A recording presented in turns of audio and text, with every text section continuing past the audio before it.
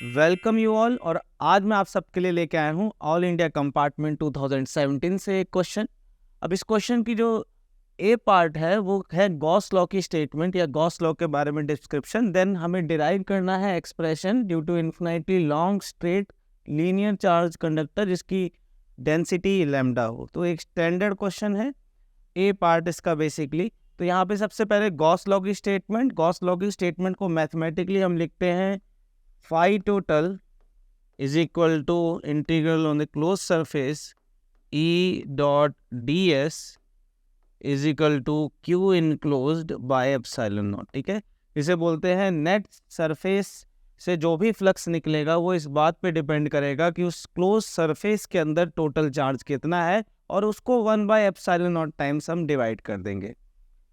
अब यहाँ पर जो इसका डेरिवेशन का तरीका है, देखिए इन्फिनाइट लॉन्ग हमने सिलेंडर बनाया, ये डॉटेड से प्लस इन्फिनिटी माइनस इन्फिनिटी दोनों रिप्रेजेंट करेंगे। अब हम यहाँ पर क्या करेंगे, एक गॉसियन सरफेस ड्रॉ करेंगे। तो देखिए लॉजिक ये है बेटा कि अगर ये एक इन्फिनाइट रॉड है और इसके साथ इसके विसिनिटी में जो इसकी फील्ड कैसे बनेगी, इसकी फील्ड इससे ऐसे बाहर निकलती हुई बनेगी। देखिए मेरे फिंगर को देखिए और मैं अगर हर डायरेक्शन में रिवॉल्व करता हूँ तो फील्ड ऐसे जा रही है।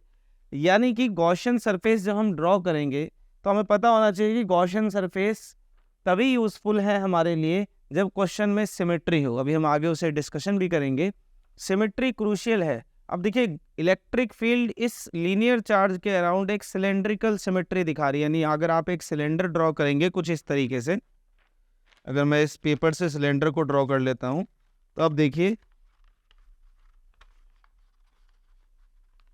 ये सिलेंडर है और ये अगर मैं इसके अराउंड एक गॉसियन सरफेस इस तरह का सिलेंडर चूज करता हूं तो अब इस सिलेंडर के ऊपर अगर मैं आपसे पूछूं कि भाई इलेक्ट्रिक फील्ड की डायरेक्शन क्या है तो वो परपेंडिकुलर आएगी। इसीलिए गॉसियन सरफेस की चॉइस हमेशा एक इस सोच के साथ की जाती है कि वो यूजफुल तो रहे कैलकुलेशन में। क्योंकि देखिए क्वेश्चन कहता है या आपका जो थ्योरम है गॉस थ्योरम या गॉस लॉ वो कहता है किसी भी सरफेस के लिए वैलिड है लेकिन यूजफुल सिर्फ सिमेट्रिकल में होगी। अगर हम यहाँ पे रैंडमली कोई भी सरफेस ले लेंगे बच्चों तो गॉस लॉ तो अब भी ट्रू है but we can not calculate E dot D S. ठीक है, तो यहाँ पे इसका मतलब हमें ध्यान रखना होगा सरफेस के बारे में। चलिए तो हमने क्या करना है, अब एक गॉसियन सरफेस बनानी है इस तरीके की। तो ये हमने गॉसियन सरफेस बनाया है एक पर्टिकुलर सेगमेंट में जिसका सपोज करिए लेंथ एल है और इसका जो रेडियस है अब आर है। अब देखिए यहाँ पे तीन सरफेसेस होते हैं। एक ये सरफेस हो गया बेटा, इसके अकॉर्डिंग यहाँ पे ds वेक्टर यहाँ जाएगा, इसे ds1 बोल दीजिए। एक ये कर्ड सरफेस है, घूमता हुआ कर्ड सरफेस, तो यहाँ पर ds2 कुछ इस तरीके से जाएगा। And another one is this ds3। अब इन सारे सरफेसेस में अगर आप ध्यान से देखें, क्योंकि इलेक्ट्रिक फील्ड हमने अभी बता दिया है कि परपेंडिकुलर है और इतनी ज़्यादा डिस्क्रिप्टिव वे में बतानी नहीं होती है, हम यहाँ पे इलेक्ट्रिक फील्ड ऐसे लिखते हैं, सबके लिए इलेक्ट्रिक फील्ड ऐसे ही जा रही है। ठीक है, क्योंकि रॉड इन्फिनाइट है। अब आप देखिए कि दो तरीके के सरफेस जो कि फ्लैट एंड्स हैं वहाँ पर तो आपकी इलेक्ट्रिक फील्ड और डीएस के बीच में कितना एंगल है, 90 डिग्री का। तो बेटा जब आपको डॉट प्रोडक्ट आप करेंगे, आप यहाँ देख रहे हैं कि ई डॉट डी एस, तो ये दोनों तो वैनिश कर जाएंगे या कह लीजिए ये कैंसिल ऑफ हो जाएंगे। अब आपका सिर्फ एक ये बचेगा। ठीक है, अब यहाँ पे प्रॉपरली आप लिख सकते हैं, यहाँ लिखेंगे आप cylindrical Gaussian surface, cylindrical Gaussian GS. ठीक है, गॉसियन सरफेस। तो ये एक इंपॉर्टेंट एस्पेक्ट है कि क्यों सिलेंडर ही बनाया। सरफेस सारी वैलिड थी लेकिन आप सिलेंडर बना के ही इस क्वेश्चन को भी आप सॉल्व कर पाएंगे। चलिए अब आगे देखते हैं, क्योंकि हम इलेक्ट्रिक फील्ड निकालनी है। तो हमारा एक्सप्रेशन कुछ इस तरीके से स्टार्ट होगा, यूजिंग गॉस लॉ। हमें पता है गॉस लॉ के अकॉर्डिंग जब आप ई डॉट डी एस लिखेंगे तो दो सरफेस कंट्रीब्यूट नहीं करेंगे, तो मैं सीधा लिख रहा हूँ phi total is equal to E dot D S is equal to Q enclose. ठीक है, अब देखिए क्यू इनक्लोज आ रहा है बार बार, तो क्यू इनक्लोज यहाँ पे कैसे निकलेगा एक बार देख लेते हैं। देखिए लैम्डा इसकी लीनियर चार्ज डेंसिटी दे रखी है, यानी पूरी हर यूनिट लेंथ में अगर आप देखेंगे तो लैम्डा चार्ज होगा। Lambda is linear charge density यानी चार्ज पर यूनिट लेंथ। तो अगर हमारी लेंथ एल है तो हमारे पास उस वक्त पे चार्ज हो जाएगा, मैं यहाँ पे E dot D S is equal to Q enclose की जगह lambda by L epsilon naught. अब बेटा एक चीज़ यहाँ पे मैं थोड़ा इस तरफ ले आता हूँ, ई डॉट डी एस में हमें पता है कि हमने सरफेस 2 को ही कंसिडर किया, बाकी तो कंट्रीब्यूट नहीं करेगा। तो जब मैं ये लिख रहा हूँ, यहाँ आप नोटिस करिएगा ई डॉट डी एस है, तो मैं यहाँ पे ई डी एस 2 है और दोनों के बीच में एंगल कितना है यहाँ पे, theta is equal to 0 degree. तो मैंने यहाँ पे कॉस 0 डिग्री लिख दिया और उसके साइड में आ जाएगा वही expression lambda L by epsilon naught. अब यहाँ पर इस स्टेप के बाद इम्पॉर्टेंट पैरामीटर है कि ये जो आपने सिलेंड्रिकल सरफेस चूज करी थी, तो इससे क्या आसानी हुई थी हमें, इससे हमें ये बेनिफिट हुआ था कि इलेक्ट्रिक फील्ड जो है इस पूरे सिलेंड्रिकल सरफेस पे परपेंडिकुलर है और साथ ही साथ इसकी वैल्यू भी कांस्टेंट है। भाई मैग्नीट्यूड देखो तो अगर आप सिलेंडर से फिक्स रेडियस वेक्टर बराबर दूरी पे हो, सिलेंडर से अगर सेंटर पे रॉड जा रही है और आप बराबर दूरी पे हो, तो इलेक्ट्रिक फील्ड की डायरेक्शन तो इधर उधर होगी लेकिन मैग्नीट्यूड बराबर होगा। और डॉट प्रोडक्ट में जब ये डॉट हट जाता है तो इस समय ये मैग्नीट्यूड ही है बेटा, ई और डी एस मैग्नीट्यूड ही है। तो इलेक्ट्रिक फील्ड यहाँ पर मैग्नीट्यूड जो है कांस्टेंट है और वो इसी वजह से है क्योंकि आपने सिलेंड्रिकल सरफेस चूज करी थी बेटा, ये बाहर लिया जा सकता है। ठीक है, एक बहुत इंपॉर्टेंट एस्पेक्ट होता है, हम यूजुअली इसे रोट लर्निंग के थ्रू समझ लेते हैं, बट एक्चुअल रीज़न हमें पता होना चाहिए, तभी हमें पता चलेगा कि गॉस लॉ कहाँ यूजफुल हो सकता है। ई अब बस कुछ नहीं है अंदर DS2। अब देखिए DS2 इस सरफेस का एक छोटा सा एरिया का पैच है ये वाला। अगर मैं कहूँ पूरा एरिया निकालना है सिलेंड्रिकल, तो अब आप कर सकते हैं वैसे इंटीग्रल, और यहाँ पे ये भी आएगा, तभी हम यहाँ पे लिखेंगे DS2 is equal to lambda L by epsilon not. और देखिए नेक्स्ट स्टेप में ई हो गया, ये DS2 की जगह पे आ जाएगा सिलेंडर का एरिया, तो 2 pi r into L, 2 pi r into L is equal to lambda L by epsilon not. L से एल को हम काट देंगे इस तरीके से, ये आ गया E is equal to lambda 2 pi R epsilon not.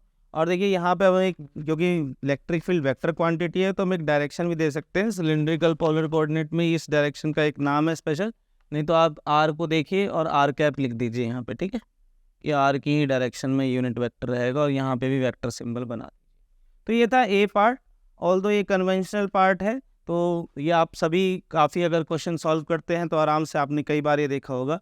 Main है बी पार्ट जिसके बारे में हम इनिशियली बात कर रहे थे, तो मैंने यहाँ पे नेक्स्ट स्लाइड पे भी इसको रखा हुआ है ताकि हम दोबारा इसको पढ़ सके। देखिए यहाँ पे बी पार्ट में क्या कर रखा है, एक रॉड आपको ए बी लेंथ की दी है जिसकी लेंथ जो है 0 to L जाती है। ठीक है, L लेंथ है। इस बार बेटा इसकी लीनियर चार्ज डेंसिटी बदल दी है, और ये क्या है, खासियत ये है इसकी कि लीनियर चार्ज डेंसिटी यहाँ पे वेरिएबल है। देखिए x क्या है, लेंथ जो बोल रखा है ए से मेजर होती है, where x is measured from the end A. यहाँ पे मैंने डायग्राम से मिमिक भी कर रखा है, और बोल रखा है कि ये वायर किसी गॉसियन होलो सरफेस से इनक्लोज्ड है। अब हमने वो गॉसियन सरफेस की कोई स्ट्रक्चर नहीं दे रखा, तो हमने एक जनरलाइज बना लिया। देखिए ब्लू कलर का सरफेस एक होलो गॉसियन सरफेस। अब हमारे से सवाल ये पूछा गया है कि इलेक्ट्रिक फ्लक्स निकालो इस सरफेस से। तो हमें देखिए अगर सॉल्यूशन की बात करें तो हमें पता है सॉल्यूशन में अगर हमें फ्लक्स निकालना हो तो हमारा स्टेप यही होगा, मार्किंग इसको करते टाइम यूजिंग गॉस लॉ, हमारा पहला ही तरीका लिखने का कि फ्लक्स जो होता है फाई टोटल होता है आपका इन ये किसी भी क्लोज सरफेस पे ई डॉट डी एस। ठीक है, ये पर्टिकुलर उस सरफेस पे क्लोज सरफेस पे इंटीग्रल हो जाता है। अब यहाँ पर इसको अगर हम बेटा ध्यान से देखते हैं तो इसके आगे हमें जो नेक्स्ट फॉर्मेट है वो है Q enclosed by epsilon naught. अब इस क्वेश्चन में क्योंकि इलेक्ट्रिक फील्ड का कोई रेफरेंस नहीं है, हम इलेक्ट्रिक फील्ड कैलकुलेट कैसे करेंगे, क्योंकि सरफेस अभी आपको बताया था सरफेस इतना रैंडम है कि हम इसको अलग से कोई इलेक्ट्रिक फील्ड की जो जानकारी नहीं निकाल सकते यहाँ पर। अब हम क्या करते हैं, डायरेक्ट इस फॉर्मेट में हम गॉस लॉ को इस्तेमाल करेंगे, यानी phi total is equal to Q enclosed by epsilon naught. अब आपको क्यू इनक्लोज्ड अगर पता चल जाए तो आई थिंक इसका आंसर पूरा कंप्लीटली आ जाएगा। तो अब हम इसको कैसे अप्रोच कर सकते हैं, हम यहाँ पर क्या करेंगे, याद करेंगे एज जो बेटा लीनियर चार्ज डेंसिटी होती है उसका हम क्या बात करेंगे यहाँ पर, कैलकुलस वाली फॉर्म, यानी as lambda is equal to D Q by D X. ठीक है, lambda is equal to Q by X या क्यू बाय एल तो आपने सुना है, लेकिन जैसे कहते हैं डिफरेंशियल वे में इस तरीके से लिखा जाता है लैम्डा को, अगर लैम्डा वेरी करता है। अगर हम इस फॉर्म को देखें तो D Q is equal to क्या आ जाएगा बेटा, लैम्डा डी एक्स। और इतना होते के साथ ही हम क्वेश्चन को 80% हमने कंप्लीट कर लिया है। अब यहाँ पर लैम्डा एज ए फंक्शन यानी लैम्डा एक्स पे डिपेंडेंट जो है हमें दे रखा है, D Q is equal to, यहाँ पे लिख देते हैं given lambda is equal to K X. तो हमारा जो डी क्यू की इक्वेशन हो गई वो क्या हो गई, के एक्स इंटू डी एक्स। अब अगर हमें फुल इस रॉड के ऊपर ये यानी ये रॉड तो एक स्ट्रक्चर दे रखा है, हमें इस रॉड की वजह से कितना चार्ज है इस ब्लू कलर्ड सरफेस में, गॉसियन सरफेस में, वो निकालना है। तो हम इंटीग्रेट करेंगे। तो देखिए 0 से लेके L तक रॉड की लेंथ है, सब डिस्क्रिप्शन में गिवन है यहाँ पर। And A the wire is enclose, या A wire A B of length L। अब यहाँ पे बेटा डी क्यू चार्ज को जब इंटीग्रेट करेंगे तो टोटल चार्ज आ जाएगा, यूँ कह लो क्यू इनक्लोज आ जाएगा, और यहाँ आ जाएगा के एक्स स्क्वायर बाई 2, और यहाँ पे 0 से लेके L। तो यहाँ पर एंड ऑफ द डे अब क्यू इनक्लोज आ गया आपका के एल स्क्वायर बाय 2, ठीक है।